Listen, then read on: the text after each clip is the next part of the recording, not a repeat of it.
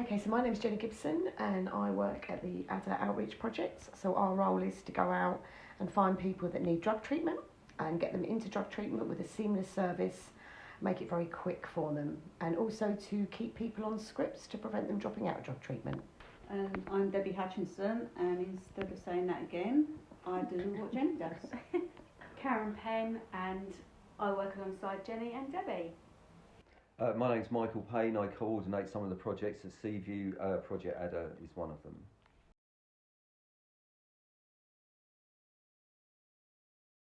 It's a Home Office funded project. Hastings has a very high rate of drug related deaths, so it's been rolled out in about 4 different areas, all with the same problem.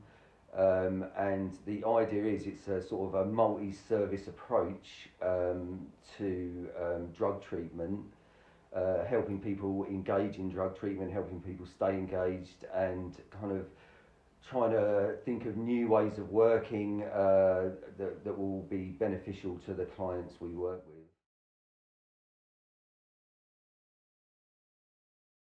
Okay, so we would arrive at the office around about 9 o'clock.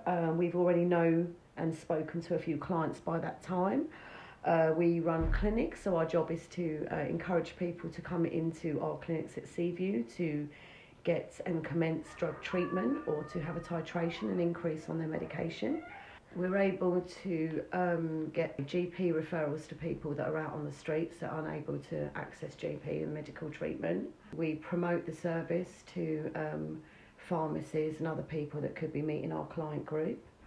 We go out and about to houses to assist transport, to get people to the appointments for the right time. We do well-being checks as well. Thank you, Debbie. Just to make sure, and we might try and make it all like informal so they feel comfortable with it. And we're mobile as well, so we actually go out to them and we can actually discuss things in the car, and that if they don't want to come into the service, so we encourage them to take them to hospital appointments if they need hospital appointments, if they need support. Job centres. It's not just to do with the substance misuse. It's like an overall thing, so we can get them nice and comfortable and ask us for help when they need it. We've got Dentaid that comes here in last Thursday of every month, so if anyone's in need of a dental emergency, we can get them booked in there, support them with that.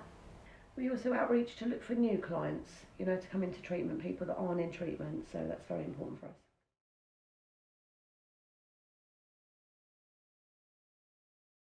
Every day we have small wins.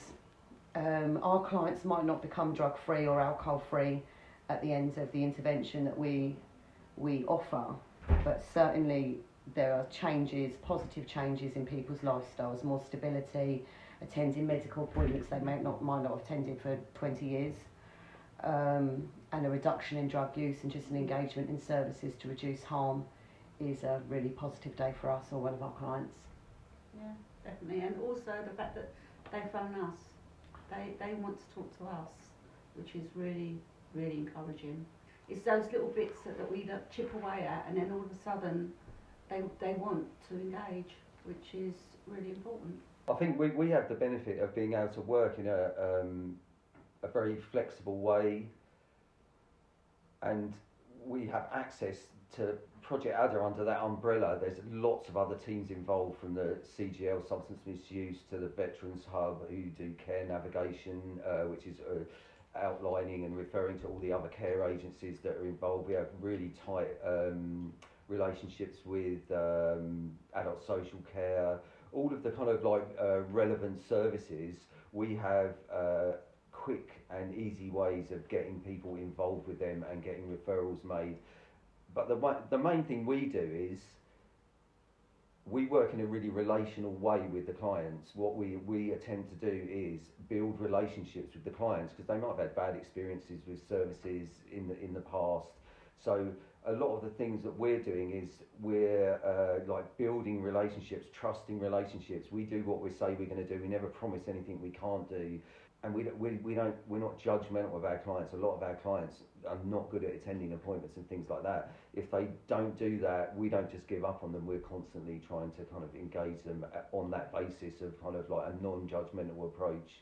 rather than it being punitive in any way, they still get access to all of the different services. We make it as easy as possible for them, and that is the most important thing. And that the amount of flexibility we have, although we are still walking a tightrope, because anything funded by the Home Office, there's certain things that they need as far as reporting is concerned, and sometimes some of the way things have to be reported and the statistics and that don't always show a lot of the bulk of the work we're doing, because building the relationships is the most important thing, and it's really hard to kind of actually document that when they're looking at a success to them, maybe something along the lines of, oh, someone is engaged in drug treatment, they're on a prescription, they are now drug free.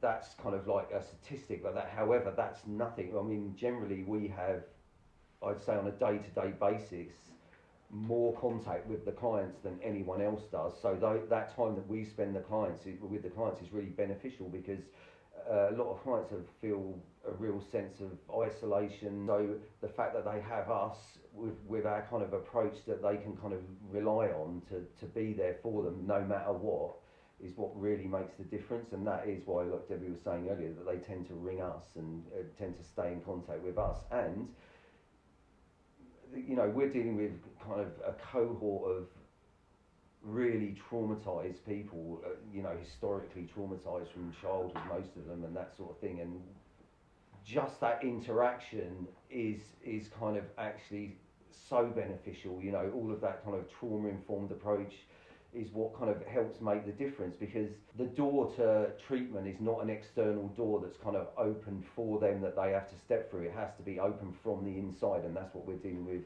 trying to help them with, is to open that door from the inside. It's something that they want to do.